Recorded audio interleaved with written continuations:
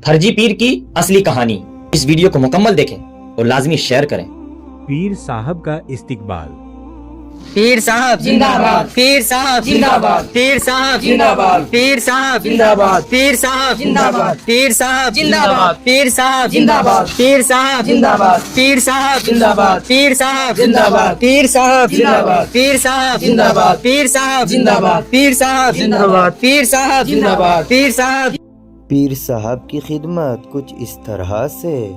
पीर साहब जिंदाबाद, पीर साहब जिंदाबाद, पीर साहब जिंदाबाद, पीर साहब जिंदाबाद, पीर साहब जिंदाबाद, पीर साहब जिंदाबाद, पीर साहब जिंदाबाद, पीर साहब जिंदाबाद, पीर साहब जिंदाबाद, पीर साहब जिंदाबाद, पीर साहब जिंदाबाद, पीर साहब जिंदाबाद, पीर साहब जिंदाबाद, पीर साहब जिंदाबाद, पीर साहब जिंदाबाद, पीर साहब पीर साहब जिंदाबाद, पीर साहब जिंदाबाद, पीर साहब जिंदाबाद, पीर साहब जिंदाबाद, पीर साहब जिंदाबाद, पीर साहब जिंदाबाद, पीर साहब जिंदाबाद, पीर साहब जिंदाबाद, पीर साहब जिंदाबाद, पीर साहब जिंदाबाद, पीर साहब जिंदाबाद, पीर साहब। फिर कुछ दिन बाद इस तरह से। बेटा दवा, बेटा दवा, बेटा दवा। आ गया बेटा। क्या हुआ? मेरा तबीयत बहुत खराब लग रहा है बेटा, लगता है जाना पड़ेगा डॉक्टर के पास। पिछले बार तो आपको इलाज कराए थे। एक बार और डॉक्टर ने बोला था बेटा तुमको तो याद ही होगा। पैसा नहीं मेरे पास, सिर्फ बोल बने के बैठे हुए हैं। मैं भी नहीं जाता आप। ऐसे नहीं है मेरे पास बोल रहे पैसा। हैं बेटा, एक बार ले चलो बेटा। नहीं है मेरे पास पैसा। ठीक है बेटा। फिर कुछ दिन बाद इस तरह से। यार बहुत परेशान हूँ, लगता है पीर साहब के पास चलना पड़ेगा।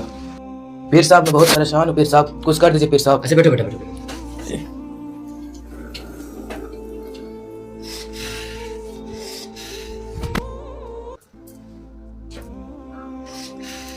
ठीक हो गया बेटा, जाओ।